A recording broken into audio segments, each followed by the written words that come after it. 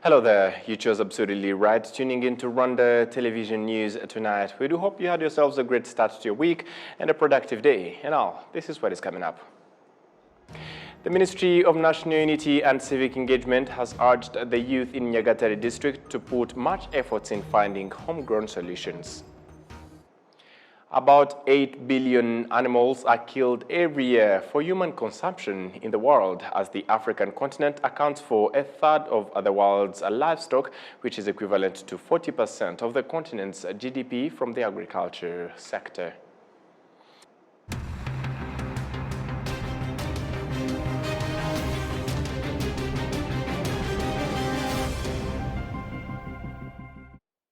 It's my great pleasure having your company tonight and coming to you straight from the heart of Africa, Kigali. My name is Sam Kalisa. And as we begin in top on the local scene, the Ministry of National Unity and Civic Engagement has urged the youth in Nyagatare district to put much efforts in finding homegrown solutions that can improve the community's well-being. This was reiterated at the launch of the 11th edition of Inkwemeza Civic Trainings and Education that was kicked off on Monday in Nyagatare district. Adam Squizera starts us off tonight. In Rukomo sector, Nyagatare district, it's where the civic trainings was kicked off at the national level, whereas the youth constructed the activate school of Gashenyi. The youth affirms that they are ready to pledge their energy in the development of their country. We youth, we have that youth energy, which have to be used in building our nation. The same thing we are going to do here in all this period of civic trainings, because we know it is our responsibility to assist the government in the construction of various infrastructures that can develop our country as well. Among the other things that these youth are expected to do is to fight crimes, including cross-border crimes, and participating in the government programs campaigns. The Ministry of the National Unity and Civic Engagements shows that last year's activities done across the country were worth of 3 billion Rwandan francs. The Permanent Secretary in the Ministry of National Unity and Civic Engagement, Munezero Clalis, urged these youth to work together and pledge their efforts into finding solutions to the problems faced by Rwandans.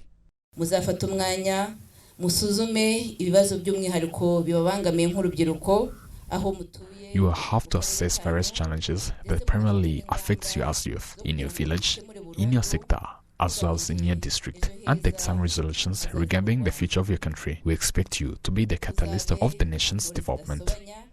Kandi umusanzu wanyu uzaba isoko y'iterambere twifuza kuri mwe ubwanyu ndetse n'igihugu muri rusange. Over 77 and 800,000 youth will be participating in this 11th edition of Inkwemeza that is expected to contribute to various activities aimed at improving the community's well-being.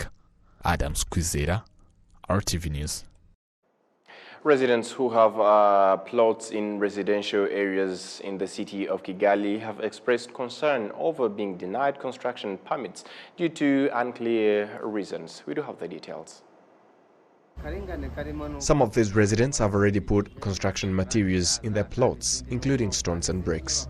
They knew that it would be easier to get construction permits because there are already houses in the area. They say the city of Kigali authorities denied them permits, stating that some residential areas are currently not open for construction permits. I brought materials, then applied for the permit as usual.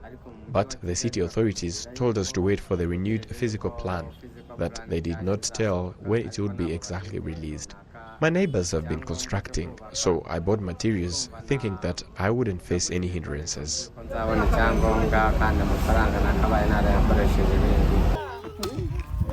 The administration of the city of Kigali noted that infrastructures are being established in some selected areas so that they can serve as models to other areas. A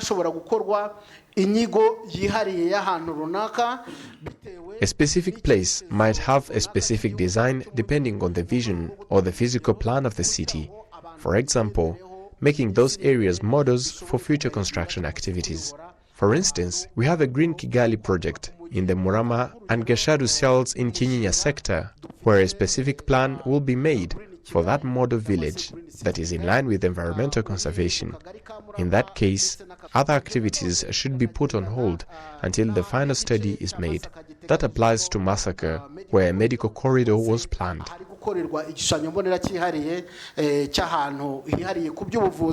The city of Kigali master plan is improved every after 5 years, and these changes came before the renewal period. However, authorities are allowed to renew a specific area depending on the nature of activities to be established, including electricity, water, internet, roads and other infrastructures.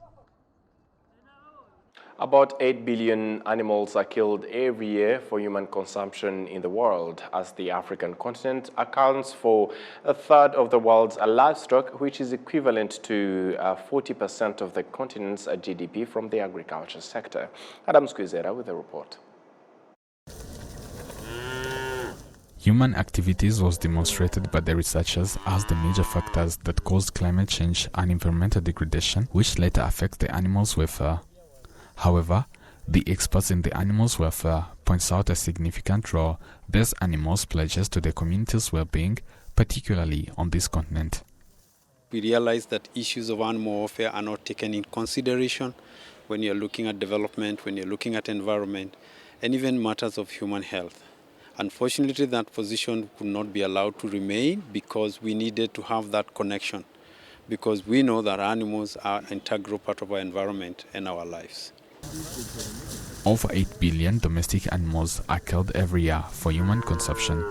Although domesticated animals contribute much to the human life, Rwandan-based veterans Umuhire Odila and Bonaventure Ndikumana affirms that there are still many people who mistreat them. There are some who transport them illegally and in poor way, because maybe they don't know how it is done. But literally, there is a law established on the animal transportation, since when this transportation is done poorly, it also affects the well-being of those animals, which later leads us to consume low-quality meats. You may find that some don't even feed them, or others even abuse them in other ways, such as beating them. All those are counted as the facts that destruct their well-being. Another thing people have to be aware of is that when domestic animals fall sick, it have to be treated, since when it is not done, it also destructs its well-being as well. Domestic animals in Africa makes up a third of the world's livestock, while 40% of the continent's agriculture production is generated from livestock. The permanent secretary in the Ministry of Agriculture and Animal Husbandry, Dr. Olivier Kamana, pointed out the contribution of domestic animals to the country's economy.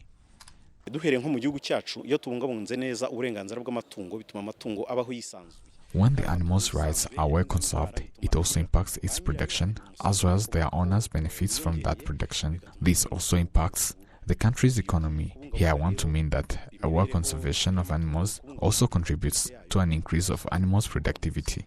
This week, Rwanda is hosting the 7th Africa Animal Welfare Conference, which brought together government officials and affiliated institutions, academia and researchers to discuss, explain and discern current issues affecting this sector with the theme of navigating the delicate balance of animal welfare, climate change and development, concerted actions towards a healthy and sustainable environment. Adam Squizera, RTV News. Various animal farmers say that they are burdened by the problem of expensive and low-quality animal feeds and at a domestic market currently, and call for action to solve this particular issue. Farmers say that the problem of price of animal feed in Rwanda is aggravated by the fact that many of the ingredients used in the processing of this food chain are expensive at the local market.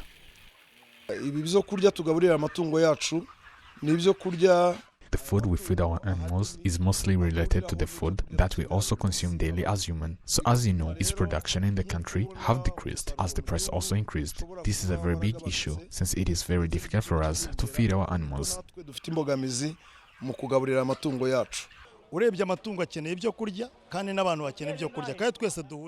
Look, the animals need the food and the people also need it. Let's say like maize. Chicken needs maize, cows needs maize, pigs needs it as well. Even us, we need maize. So what I think, the government should put much efforts in the increase of that maize production. Jean-Claude Ndorimana pointed out that they are looking the ways to solve those problems faced by these livestock farmers. Mujya mwumva ikintu cyitwa intego habiri zikungahaye ku ntungamubiri mu cyongereza bazita black soldier flies. I think you heard about black soldier flies, which are rich in proteins and nutrients. Here the Ministry of Agriculture and Animal Husbandry is working with different partners to see how they can be reproduced in large quantities. Hints to that, they can replace the cost of soy, since the soy is also needed by people. So here you understand that it can substitute that as soy production and also provide protein in animal feed, and this should be affordable as well. The problem of expensive and insufficient animal feed at the market is also accompanied by the quality of animal products, since those nutrients plays a major role in the quality and production of milk, meat, and other animal products. Adam Squizera, RTV News. Military personnel, police officers and 20 civilians from 7 African countries have started a 5-day training aimed at protecting children from joining armed groups. This training will take place at the Rwanda Peace Academy located in Musanze district, where it aims to build the capacity of the participants to be able to train their colleagues from their respective countries. Some of the participants expressed their expectations regarding this particular training. Prevention of recruitment of children has been in the core center of our policy in the army in South Sudan. 2008, the Department of Child Protection was established by the SSPDF, and that department made sure that, of course, we came from a revolutionary background where during the War of Liberation, children were participating in the armed forces. 2006, under the guidance of our current president, Salva Kiir Mayardit, we were able to release 5,000 plus children what time ago, and it was voluntarily done. And ever since the establishment of the Department of Child Protection within the SSPDF, a number of children were identified and were released. And I can assure you our army is clear and clean from the recruitment of children, despite what we hear on the medias. The last time we did that was 2018 and 2019 when the opposition forces signed an agreement with the government. We were able to identify 47 children, of which we demobilized them. They are released and handed back to their respective families. Participants are from various countries, including the Democratic Republic of Congo, Mozambique, Nigeria, Sierra Leone, South Sudan, Uganda, and host country Rwanda. And transitioning it to Rubavu district in the west, the ambassador of Zimbabwe to Rwanda, Charity Manyekure, has started a week-long visit to Rubavu district aimed at assessing various projects that her country partners with the region into. She commended the long-standing strong relations between Rwanda and Zimbabwe for the benefit of the citizens of both countries. We received a request from a city in Zimbabwe which is got almost similar characteristics. It's a border town, it has tourism, it has got tea as well. So we know its economic profile, but we needed to know the economic profile of Rubavu district so that we can see which city to partner with in terms of the characteristics. But what we are seeing so far is that there are similarities already. We have been at the two borders. That city proposing also is a border town. So, those characteristics. There are universities we had in the morning from the mayor. There are universities here in Rubavu district. There are also universities in that particular city which is proposing to twin with Rubavu district. So the reason of twinning is that we deepen our relations, Zimbabwe and Rwanda. Our people benefit. They benefit from exchanges, learning from each other. That's how we deepen our relations. Also from the presentations made in the morning, We noticed that here you also have cultural tourism. We also have cultural tourism in Zimbabwe. And in both cities, I'm already seeing that there is manufacturing, some industries going on, which will assist greatly in terms of deepening our relations. During her visit, she is expected to visit various activities in the area, including touristic attractions, fishing in Lake Kivu, and others. Rwanda and Zimbabwe share strong ties that were renewed last year, 2022, as agreements in various sectors, including infrastructure development and education, were signed. In addition, since last year, 158 Zimbabwean teachers have been deployed in Rwanda to enhance educational cooperation.